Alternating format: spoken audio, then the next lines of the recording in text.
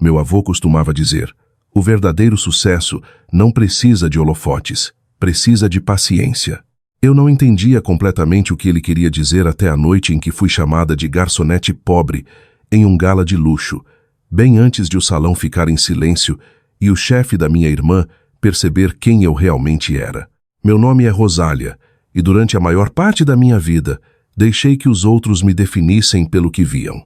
Um avental, uma padaria, uma vida que parecia pequena por fora. Minha irmã, Clarice, garantia isso. Para ela, eu sempre fui a irmã menos impressionante, alguém que nunca se encaixou na imagem polida que ela projetava. Mantive meu mundo quieto e meu sucesso ainda mais quieto. Mas naquela noite, algo mudou. Eu não levantei a voz. Eu não busquei vingança. Eu apenas deixei a verdade entrar na sala. E quando entrou, tudo o que eles acreditavam sobre mim se despedaçou. Se você já foi subestimado, descartado ou empurrado para as sombras por sua própria família, então fique comigo, porque esta não é apenas uma história sobre poder, é sobre dignidade e o que acontece quando a mulher que eles dispensaram acaba sendo dona da própria empresa em que construíram seu orgulho. Eu cresci em cima de uma padaria que cheirava a canela e sobrevivência. Minha mãe cuidava do lugar, uma loja de esquina modesta em uma área operária de São Paulo, onde os vizinhos conheciam os filhos uns dos outros e os cheques de aluguel às vezes dependiam da graça. Minhas primeiras lembranças não são de desenhos animados ou parquinhos, são de contar moedas, dobrar caixas de bolo rosas e acordar antes do amanhecer para vencer a primeira onda de clientes regulares da manhã. Eu não odiava isso. Na verdade, aprendi mais atrás daquele balcão de pastelaria de vidro do que a maioria das crianças aprendeu nas salas de aula. Aprendi ritmo, garra e como olhar as pessoas nos olhos, especialmente quando elas tentavam não olhar para você. Aos 15 anos, eu estava gerenciando o estoque. Aos 17, eu estava lendo livros de negócios entre a cobertura de cupcakes.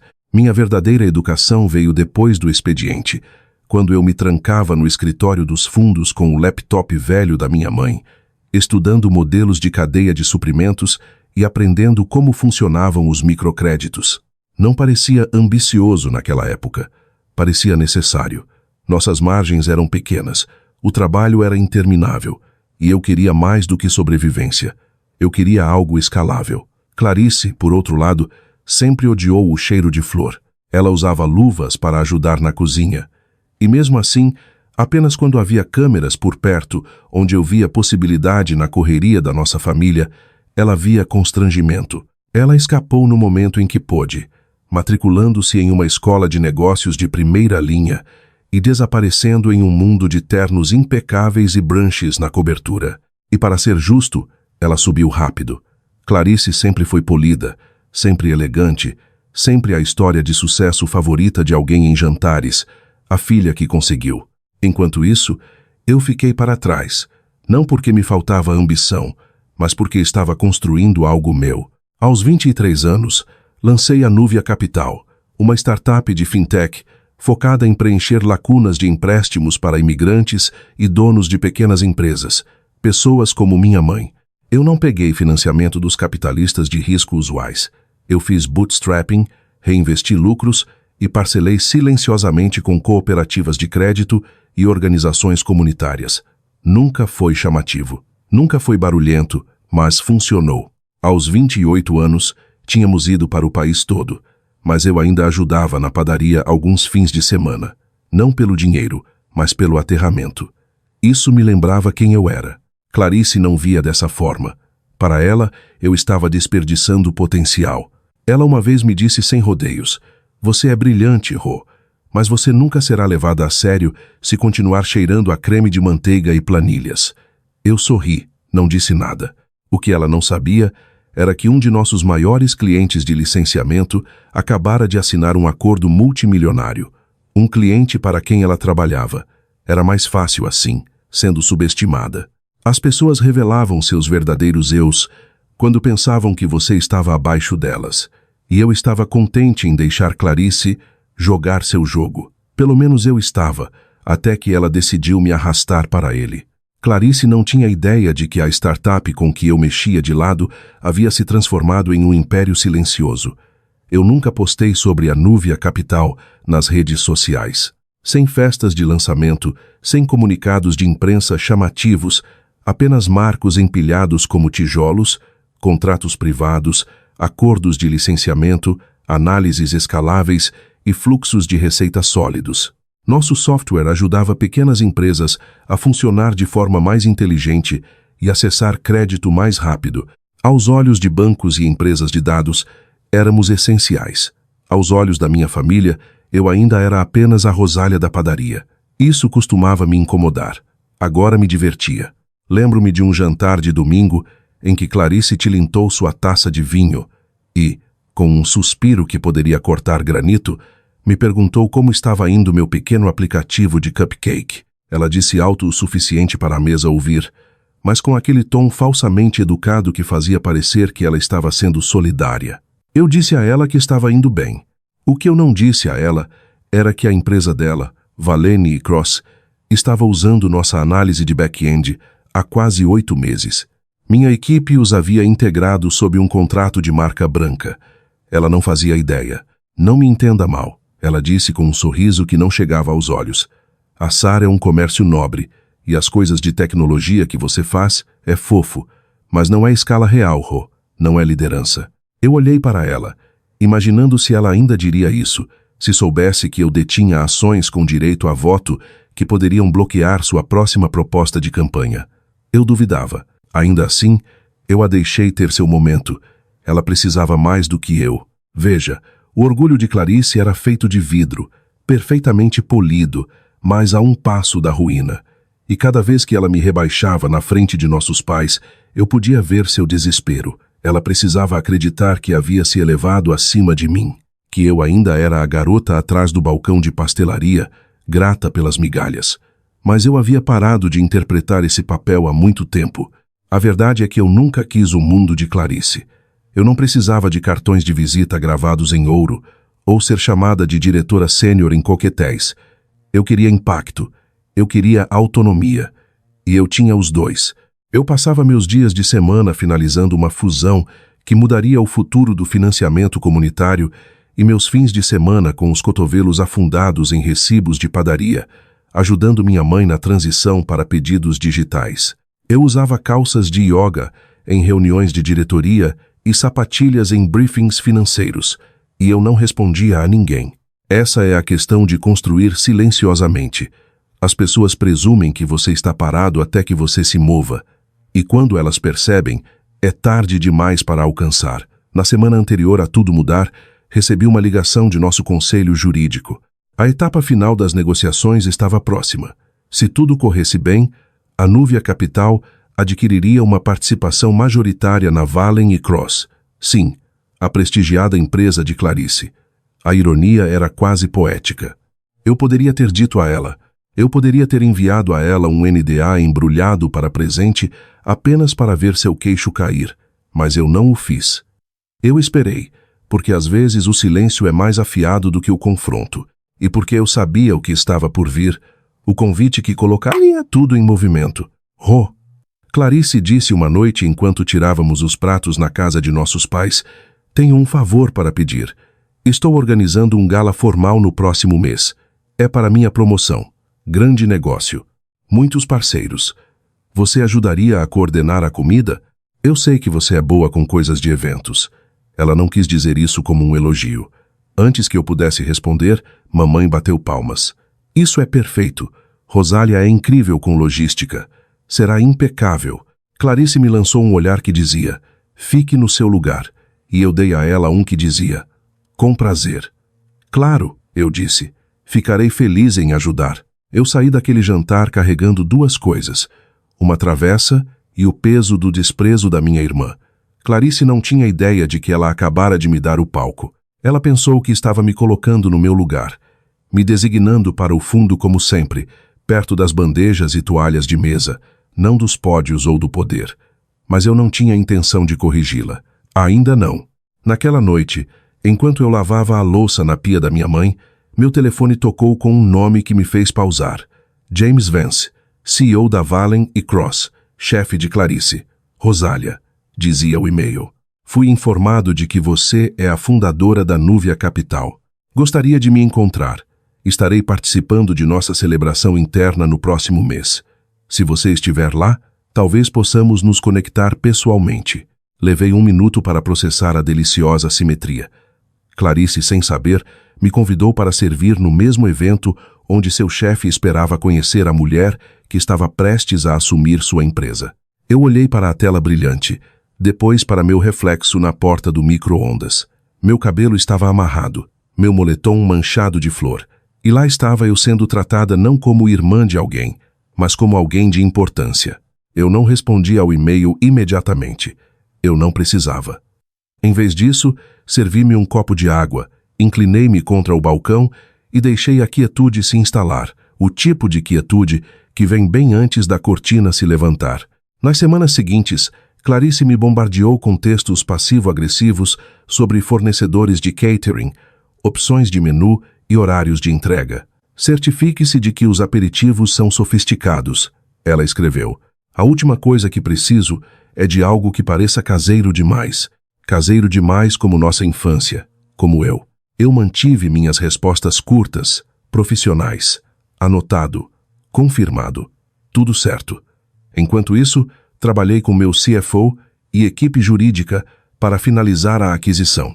Silenciosamente, completamente, com precisão e com cada documento assinado, cada cláusula garantida, a visão se aguçou.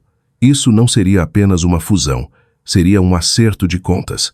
2 noites antes do evento, Ryan, meu parceiro de longa data, notou a tensão em meus ombros enquanto eu estendia meu vestido preto.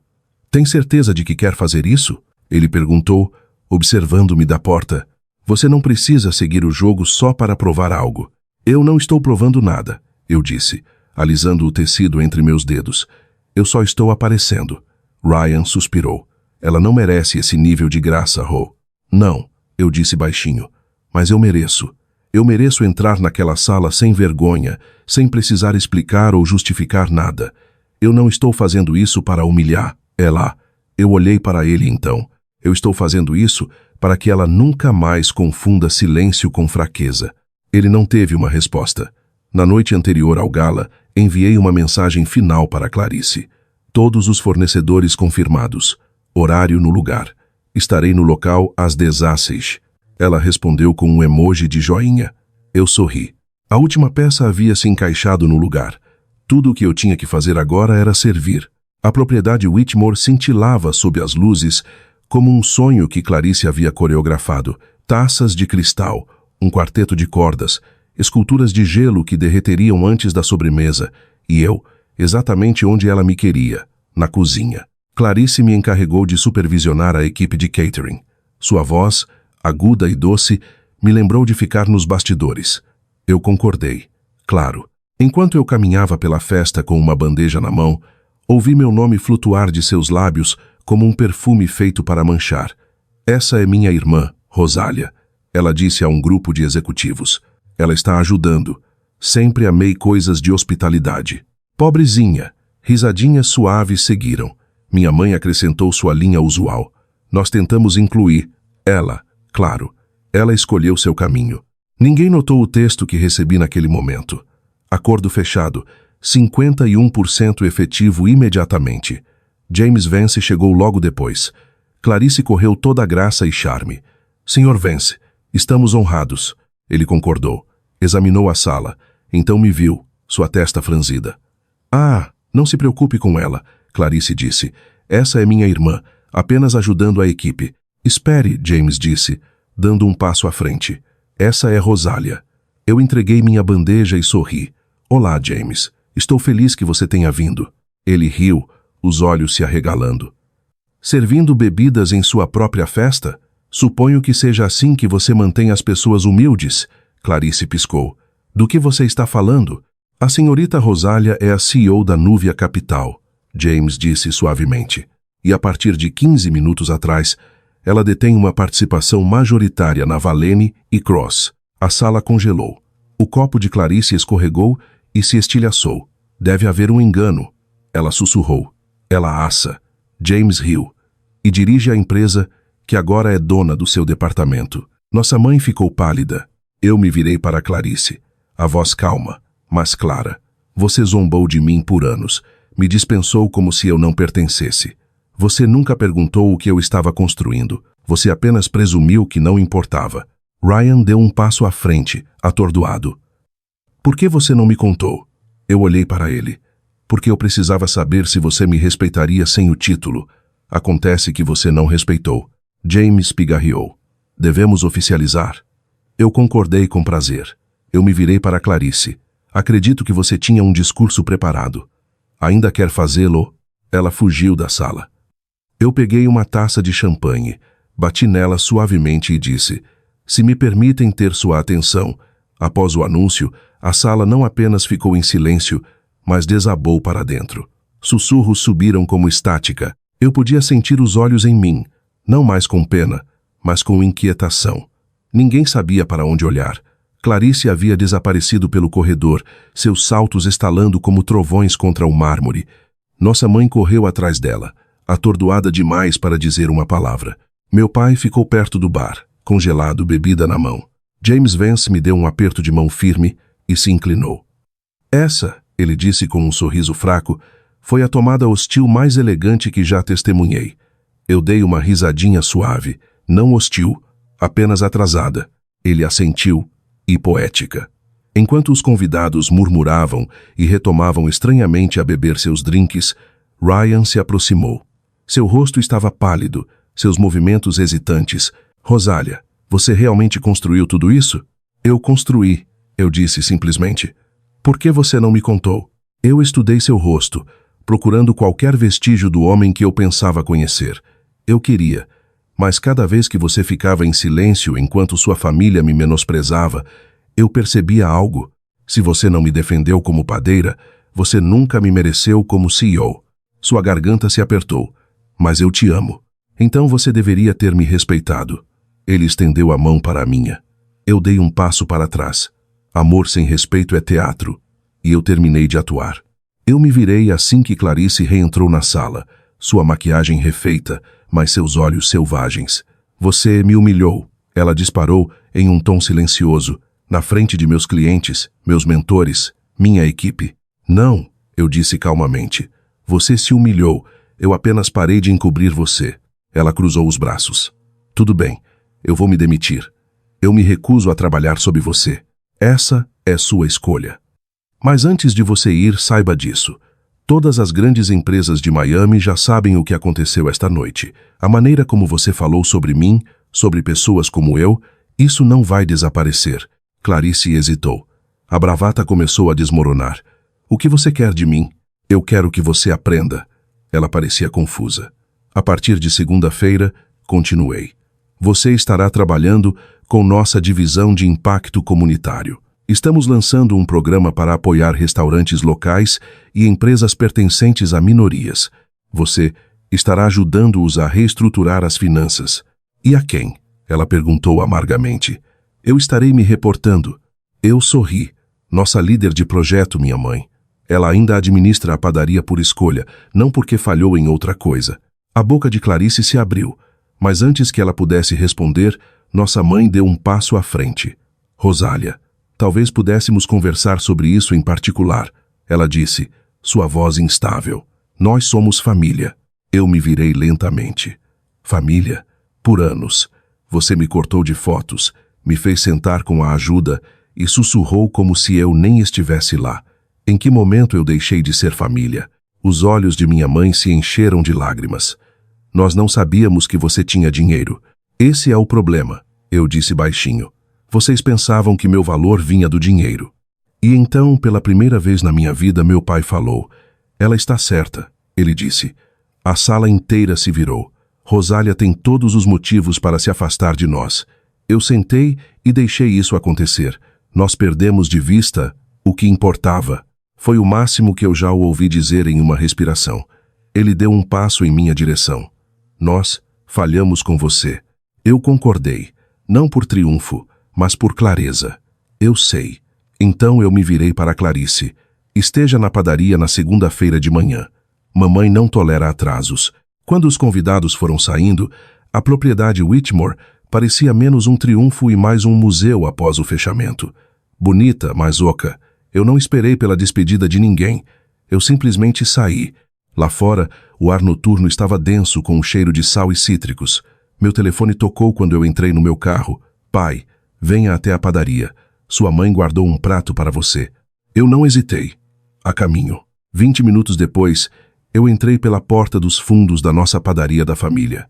As luzes estavam baixas, mas o cheiro de canela e massa ainda pairava como uma promessa. Minha mãe estava no balcão, ainda em seus saltos do gala, um avental desbotado amarrado à sua cintura. Você está adiantada, ela disse gentilmente. Velhos hábitos. Eu peguei um pano e limpei o balcão da frente como tinha feito centenas de vezes antes.